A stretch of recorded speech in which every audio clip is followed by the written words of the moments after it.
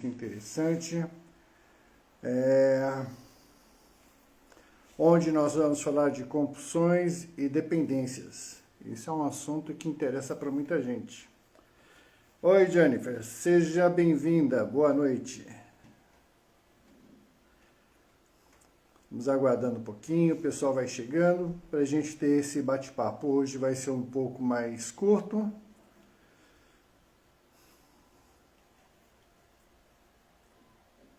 A Janaína me informou que está com um problema de conexão, talvez ela não entre ao vivo.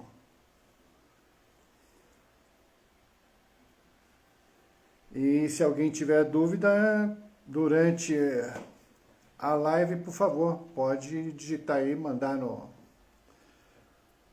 chat para a gente poder falar a respeito. Esse assunto sempre é bastante interessante, quando a gente aborda essa parte de compulsões. Na realidade, se intitula vícios, né? Como é comumente falado.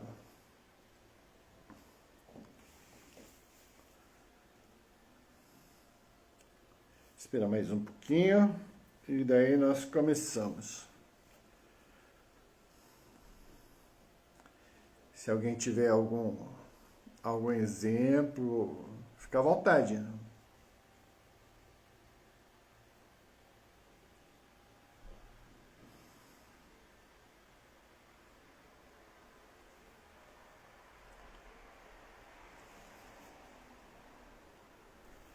Quarta-feira à noite, muitas lives, muita gente com atividades que vai depois assistir isso aqui no IGTV ou no YouTube. No YouTube tem lá o canal, é o EB Hipnos, tudo junto, Hipnos com Y, que tem as outras lives gravadas lá.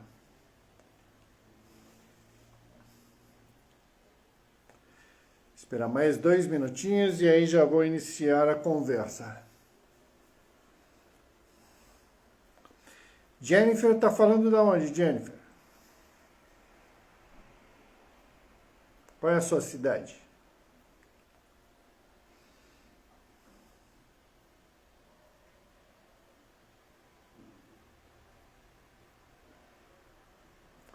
Ô, Suyan, boa noite. Seja bem-vinda. Dei uma passadinha lá pela sua live à tarde. Parece que tinha muitas novidades, alguma coisa de baunilha. No fim, parece que deu tudo certo, né?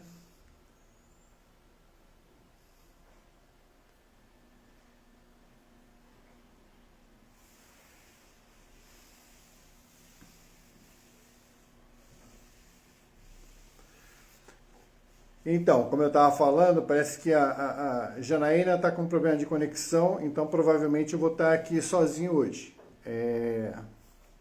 Vamos estar falando sobre as compulsões e dependências. Você estava testando lá, Sonhar, parece que deu tudo certo mesmo.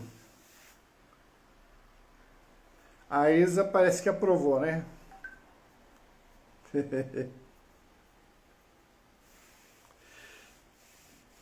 Legal, eu vou começar então, pessoal. Esse tema de compulsões e dependências é sobre uma visão da análise psicodramática. A análise psicodramática foi desenvolvida pelo Dr. Vitor Dias. Ele até hoje tem uma formação de terapeutas na Escola Paulista de Psicodrama, na EPP. É uma formação de excelente qualidade. São mais de 400 horas a formação, com teoria e prática, 100% de aula, não tem enrolação. E a pessoa sai pronta, após cada aula, para aplicar as técnicas. Então isso é muito interessante. E como é uma técnica muito eficaz, eu estou abordando um pouquinho aqui para o pessoal começar a ter contato, que é o que eu utilizo normalmente no meu dia a dia em consultório com meus clientes. e ela agiliza muito o processo.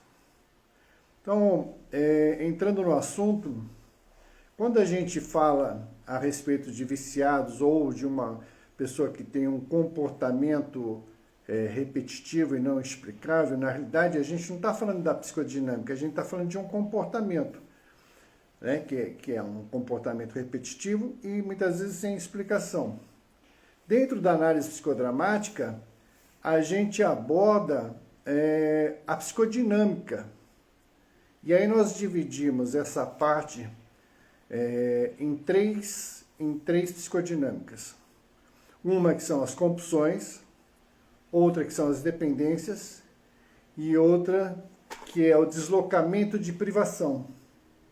Então hoje nós vamos estar falando sobre as compulsões. Na próxima semana nós vamos falar sobre as dependências e na terceira semana nós vamos estar falando sobre o deslocamento de privação, que é bastante interessante e isso vai dando um certo entendimento para a gente começar a organizar o nosso psiquismo, ou até mesmo para começar a entender o comportamento das pessoas. E isso aumenta a consciência e vai reduzir em muito aquela tendência de estar julgando ou rotulando a pessoa que está atravessando por um problema desse. E fica mais fácil de entender e de encaminhar para um tratamento. A compulsão, normalmente, é uma coisa muito interessante, porque a pessoa tem um ato compulsivo e quando ela percebe que ela já cometeu o ato, aí ela tem uma ressaca moral, aí que vem a censura. A censura nunca vem antes. E aí vem essa censura, posteriormente ela ter cometido o ato. Por exemplo, uma pessoa que tem uma compulsão por alimento, de repente ela se pega comendo na porta da geladeira. E aí é muito interessante, porque ela vai comendo, e de repente ela percebe que ela está ali, já satisfez, e aí fala, puxa vida, eu não devia ter feito isso, eu já havia prometido para mim mesmo que eu não ia mais fazer esse tipo de coisa, de ficar comendo escondido, ou ficar comendo na porta da geladeira, ou ficar comendo compulsivamente, sem controle. Então essa ressaca moral é muito interessante, porque terminou o ato, aparece a ressaca moral. E a pessoa se sente extremamente mal depois, né? E por que acontece isso? Como é que é esse mecanismo? Porque assim, na compulsão, a pessoa, o compulsivo, ele sabe que aquilo faz mal para ele, ele quer parar e ele não consegue de ter aquele ato compulsivo. Não é só com alimento, né? Alimento, jogo, trabalho, sexo, ele pode ter compulsão por várias coisas. E ele tem consciência que aquilo atrapalha a vida dele e ele quer parar, mas ele não consegue. Ele sempre se conscientiza do ato feito depois de ter feito. Bom, dentro da análise psicodramática, a gente percebe isso da seguinte maneira. Normalmente é uma relação que se dá uma divisão dentro da cabeça da pessoa. Então, como seria assim? Como se tivesse duas partes. A parte da censura, a gente chama de figuras de mundo interno, né? Pessoas que fizeram parte da nossa vida e que deixaram referências. Então, vem a parte da censura, que pode ser de um pai, de uma mãe, de um avô, de uma tia, de um professor, ou do bom senso da própria pessoa. E a parte da compulsão é uma parte de uma figura permissiva, de um relacionamento permissivo, aonde, na realidade, a pessoa não está procurando a compulsão, o prazer não é pelo alimento, ou pelo jogo, ou pelo sexo. O prazer é sempre pelo clima que aquilo remete ele. Por quê? Provavelmente, lá na infância dele, ele teve uma figura permissiva que fez parte da vida dele, e esse clima era muito agradável. Eu vou explicar daqui a pouquinho como é que é isso para dar um entendimento melhor. E o clima era muito agradável. Então, quando ele ele faz o ato compulsivo, ele se remete àquele clima, que é extremamente prazeroso. Então, para ficar mais fácil, Eu vou dar um exemplo. Tinha um cliente que ele perdeu o emprego e ele já gostava de comer, mas daí ele exacerbou essa coisa de estar comendo, que foi desencadeado exatamente por ele ter passado por esse momento difícil de ter perdido o emprego. E ele começou a ficar obeso. E começou a ficar muito ruim a vida dele. E ele se pegava exatamente assim. Ele levantava e de madrugada ele estava lá na porta da geladeira comendo, já nem punha mais na mesa ou na pia ou na bancada. Ele já comia, abria a porta e ficava pegando a geladeira e já comendo direto. E aí chegou um momento que ele foi procurar uma ajuda. E como é que foi feito o trabalho em cima disso? No trabalho normal da terapia, foi se identificando como é que era a dinâmica dele e o que havia acontecido. E se constatou o seguinte, que quando ele era criança, ele tinha uma mãe, que ele relata, né? A gente faz um processo e ele entra no papel e ele relata, como se fosse a mãe, que a mãe é muito severa. Então a mãe sempre coloca muito regras rígidas para ele. E à noite, lá ele criança ainda, ele normalmente ficava com medo de dormir sozinho, que ele dormia num quarto sozinho, e ele não ia para o quarto da mãe, porque a mãe era muito rígida, ia dar bronca nele. Mas ele tinha uma empregada que era extremamente afetiva, e aí ele se refugiava no quarto da empregada. E essa senhora acolhia ele com uma boa vontade, né? Era uma criança, estava assustada, entendia o drama dele, e para distrair ele, para aliviar aquele processo todo de medo, o que ela fazia? Ela ia para a cozinha com ele e falava assim, vamos preparar aqui, olha, vamos preparar uns sanduíches, vamos fazer um sanduíche, porque ele gostava, então vamos ver o que tem na geladeira. O que será que tem aqui na geladeira? Ah, olha aqui, tem cebola, olha, tem um pouquinho de presunto, olha, tem geleia, tem aqui também um filezinho, olha, tem um pedaço de abacaxi, será que fica bom misturando tudo isso? E ficavam lá inventando sanduíches para distrair o garoto, até que ele ficava aliviado, esquecia do medo e ia dormir tranquilo, mesmo que já ficava mais cansado também. Então, essa ligação era extremamente prazerosa. E tudo era permitido naquele momento da noite, né? Porque ela não fazia nenhuma restrição, ao contrário da mãe dele. E aquilo ficava muito agradável.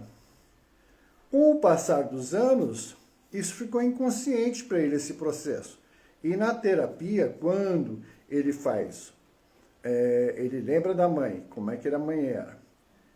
E no que ele relata dessa conversa da geladeira, do que ele fazia, que ele ficava pegando as coisas, experimentando fazer sanduíches, isso de adulto, e aí foi repetido para ele durante a sessão, e ele ficando como observador no processo, ele teve insight, ele falou, nossa, isso aqui era minha empregada que fazia assim, quando eu tinha lá 7, 8 anos.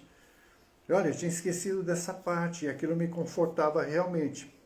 E à medida que ele foi se conscientizando, a compulsão foi desaparecendo, porque aquilo era uma sensação inconsciente. Então, é muito interessante esse processo, né? Tem outros casos de compulsão de outras formas, não é que sempre é dessa maneira. Mas, normalmente, é sempre assim em busca de um clima muito prazeroso, mas de uma cumplicidade. Né? Por exemplo, tinha um outro cliente que ele tinha uma compulsão por sexo. E ele tinha que sair sempre com garotas diferentes, e ele não sossegava enquanto ele não fazia sexo com essa nova garota. E depois que ele fazia sexo com ela, ele perdia totalmente o interesse. E isso incomodava ele. Ele perdeu o interesse, aquilo já não atraía mais ele não conseguia ter um relacionamento mais duradouro com ninguém. E também foi procurar a terapia exatamente para resolver isso. E aí nesse trabalho também, ver a psicodinâmica como é interessante, né? E aí ele foi lembrando, foi trazendo conteúdos, e a gente foi usando as técnicas, e ele vai lembrando que quando ele era adolescente, começo de adolescência, ele observava muito as garotas que tinha na escola tal, e ele ia fazendo uma relação com o nome das garotas e características delas. Ah, então essa aqui é loira, essa é morena, essa é bonita por isso, essa é bonita por aquilo. E ele deixava atrás da porta do quarto dele. E ele mesmo, ele tinha certa dificuldade de se relacionar com as pessoas. Mas ele colocava tudo isso lá. E a mãe dele, que era muito companheira dele, ela entrava no quarto, olhava aquilo e sentava e passava 2, 3 horas conversando com ele a respeito daquilo. Então, e essa garota aqui, como é que é? Fala dela, e essa outra, incentivando ele nesse clima todo. E aí, sem perceber, estabelecido uma relação quase que erótica com a mãe. Por quê? Aqueles momentos onde ele ficava falando das características das meninas que ele admirava, com aquele acolhimento da mãe, e que ia dando corda, incentivando ele a falar a respeito, era um clima extremamente prazeroso para ele. Então, na vida adulta, quando ele sai nessa atitude compulsiva de ficar saindo com as garotas, e sai uma vez, e depois não quer sair mais, e se sente mal, tem essa ressaca moral depois, no trabalho de terapia foi identificado exatamente isso. Ele estava não à procura de ficar saindo do sexo com as garotas, mas a procura era de entrar em contato com aquele clima permissivo e prazeroso que ele tinha naquela fase do início da adolescência dele. Então, isso é muito interessante para a gente poder começar a olhar e começar a entender as pessoas que estão à volta da gente, e muitas vezes comportamentos nossos, né? Porque você começa a entender que como é que funciona essa psicodinâmica? O que leva a pessoa a fazer isso? E que não é uma coisa consciente e que ela está fazendo porque seja lá qual for o julgamento que dê em cima dela. Né? É uma psicodinâmica, e isso tem que ser identificado, tem que ser trabalhado. E se resolve. E dentro do processo da análise psicodramática, isso se resolve muito rápido. O processo é bastante rápido. O processo é muito prazeroso. Eu estou aqui cumprimentando a Raquel Cautela, que entrou, a Ana Cautela, o Júnior da Tabatinga Engenharia também. Um prazer ter você aqui. Bruno Neves. Olha, tem bastante gente. O Otávio está por aí também. Muita gente bacana. Está sempre em contato com a gente. O Rafael, a Janaína Romano, a Suyan, que teve uma live boa à tarde também. A Jennifer, que chegou logo cedo. Então, assim, se vocês tiverem alguma pergunta, pode ir colocando aí, digitando no chat, que eu vou ter o maior prazer em responder. Às vezes tem alguma questão que fala assim, eu conheço alguém, isso aqui me levou a ver e me lembrei aqui de uma pessoa assim, assim, assado. Então, qual a melhor conduta com essas pessoas? Primeiro, é não julgar. Segundo, é entender que isso causa um sofrimento para ela, essa psicodinâmica, essa compulsão. E que não é questão dela não ter força de vontade, dela ser preguiçosa, de nada disso. É uma coisa que está lá programada. É uma coisa que é inconsciente. A busca de um prazer é muito grande, daquele clima muito prazeroso e permissivo. Então, sempre orienta a pessoa, fala assim, olha, tranquilo, vai procurar uma terapia, uma psicoterapia. É importante abordar essas coisas. A gente nunca faz o foco no ato compulsivo.